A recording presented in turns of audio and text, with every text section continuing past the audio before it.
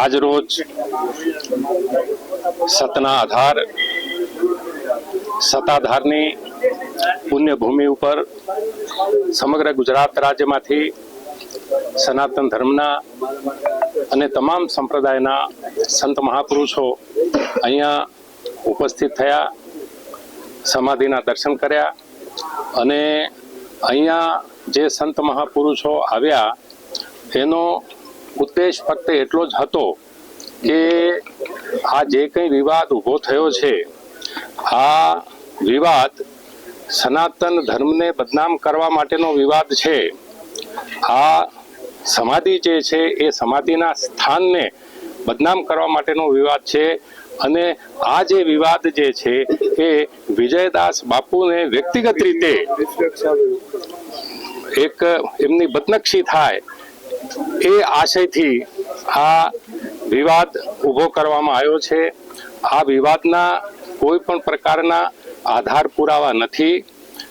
આ વખતે જે પણ સંત મહાપુરુષો અહીંયા ઉપસ્થિત રહ્યા એ સંત મહાપુરુષોએ પોતાનો ટેકો અને પોતાનો સપોર્ટ એક મતે પરમ પૂજનીય શ્રી વિજયદાસ બાપુને જાહેર કર્યો છે અને એ પણ ઈચ્છા વ્યક્ત કરી છે કે આ જે ખોટો વિવાદ ઊભો કરવામાં આવ્યો છે એનું સુખદ સમાધાન કરવામાં આવશે અને બહુ જ ટૂંકા સમયમાં સુખદ સમાધાન થઈ જશે. રહી વ્યક્તિગત મારી વાત, તો હું જુનાગઢ જિલ્લામાં 1997 અને 1998ની સાલમાં એસપી તરીકે અહીંયા ફરજ બજાવતો હતો અને પૂજ્ય જીવરાજ બાપુ જ્યારે અહીંયા ગાદી ઉપર હતા એ દિવસથી મારી આસ્થા આ સ્થાન સાથે, આ સમાધિ સાથે જોડાયેલી છે અને વિજયદાસ બાપુને લેવા દેવા છે ત્યાં સુધી. તો વિજયદાસ બાપુને હું જ્યારથી તેઓ અભ્યાસ કરતા હતા તે સમયથી એમને હું ઓળખું છું અને એમનું જે વ્યક્તિગત જીવન છે એ ઉત્તમ છે અને કોઈ પણ પ્રકારના છાંટા ઉડાડવાથી એમના બદનક્ષી કરવાની જે કોશિશ કરી રહ્યા છે એ કોશિશમાં સફળતા મળશે રહી નહીં. અહીંયા જે પણ સંતો આવ્યા છે એ સંતો વિજયદાસ બાપુની સાથે છે અને હું પણ વ્યક્તિગત રીતે વિજયદાસ બાપુની સાથે છું અને સનાતન ધર્મને બદનામ કરનારા જે તત્વો છે એને જે બદનામ કરવા માટેના જે કાવતરાઓ જે છે એ કાવતરા કરનારા લોકો ક્યારે સફળ થશે નહીં. ખાસ કરીને સાહેબ સમાધાન કયા પ્રકારનું સમાધાન થઈ શકે? આ જે કંઈ આક્ષેપો કરવામાં આવ્યા છે એ આક્ષેપો જનરલ પ્રકારના છે. આ આક્ષેપો સાબિત થઈ શકે એવા નથી અને આ જનરલ પ્રકારના આક્ષેપો છે અને આ આક્ષેપો પરિવારમાંથી જ ઊભા થયા છે. માટે એનું સમાધાન સંભવ છે, શક્ય છે અને એ સમાધાન થઈ જશે. અને જો લીગલી જો દેખવામાં આવે, કાયદેસર રીતે જો દેખવામાં આવે તો સમગ્ર વિવાદ ઊભો કરનારા જે લોકો છે એ લોકો બદનક્ષીનો ગુનો કરી રહ્યા છે. આ જેમણે પણ વિવાદ ઊભો કર્યો છે એ વિવાદ સંતોના હસ્તક્ષેપથી શાંતિથી એ વિવાદ ઉકેલાઈ જશે અને જો વિવાદ ન ઉકેલાય અને સનાતન ધર્મને બદનામ કરવાના અને આ સ્થળને બદનામ કરવા માટેનું કાવતરું જો ચાલુ રહેશે તો એના કાયદેસર પણ પગલાં ભરી શકાય એમ છે.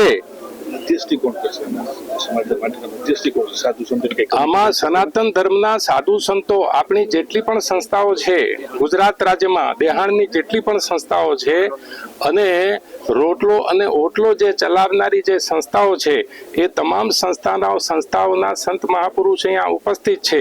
ગુરુ વંદના મંચના સંત મહાપુરુષો અહીંયા ઉપસ્થિત છે અને સંત સમિતિના જે સંતો છે એ પણ ઉપસ્થિત છે અને સનાતન ધર્મ રક્ષક જે સમિતિ છે એના પણ સંતો અહીંયા ઉપસ્થિત છે અને આપણી વચ્ચે ખાસ કરીને અહીંયા ગણિરામ બાપુ ઉપસ્થિત છે, દુર્ગાદાસ બાપુ ઉપસ્થિત છે અને રામબાપુ અહીંયા ઉપસ્થિત છે અને બીજા ઘણા શિવરામ સાહેબ અહીંયા ઉપસ્થિત છે અને ઘણા સંતો અહીંયા ઉપસ્થિત છે.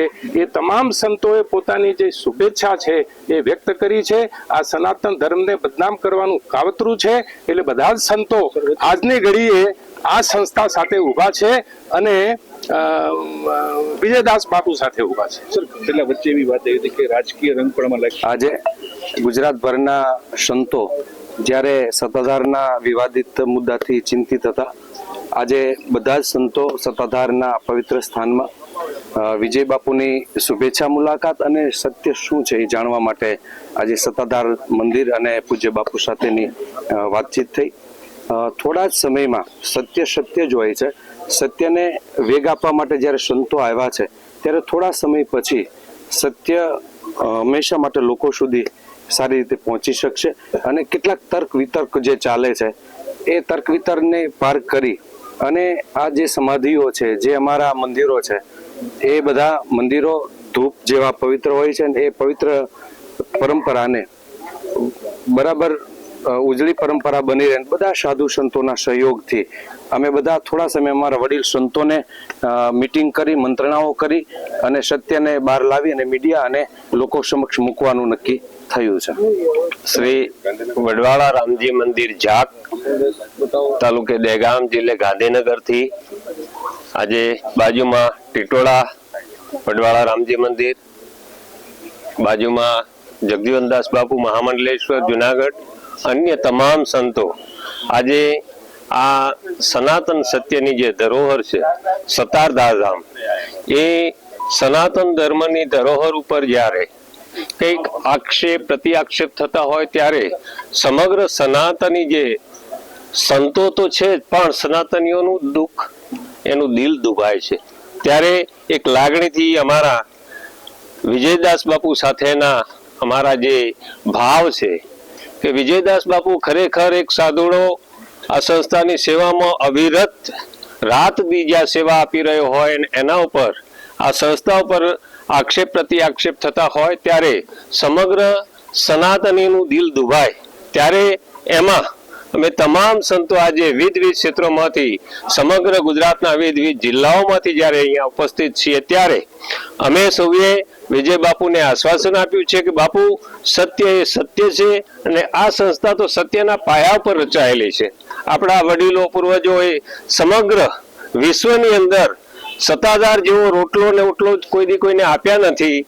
તો આવી આ પરંપરાની ઉપર જ્યારે આજે આક્ષેપો થઈ રહ્યા હોય ત્યારે ખૂબ દુઃખ થતું હોય છે. પણ આજે સમગ્ર સાધુ સમાજની મીટિંગ મળતા સૌને વિજય બાપુને આશ્વાસન આપ્યું છે કે બાપુ અમે સૌ તમારી સાથે છીએ, સત્યની સાથે છીએ અને આમાં આક્ષેપોમાં કઈ તથ્ય જણાશે તો એના પણ નિકાલ થશે, એના પણ કંઈક રસ્તા થશે અને સમાધાન ફોર્મ્યુલામાં અમારા તમામ સંતો સાથ સહકાર આપી આનો કંઈક સારો ઉકેલ લાવશે એ જ આશા સાથે અહીંયા જય સનાતન, જય શ્રી રામ.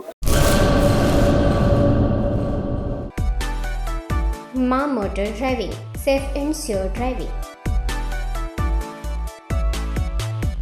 ડ્રાઇવિંગ એ શોખ સાથે આપની મોટી જવાબદારી પણ છે. અમારા ઇન્સ્ટ્રક્ટર દ્વારા સચોટ અને સરળ માર્ગદર્શન.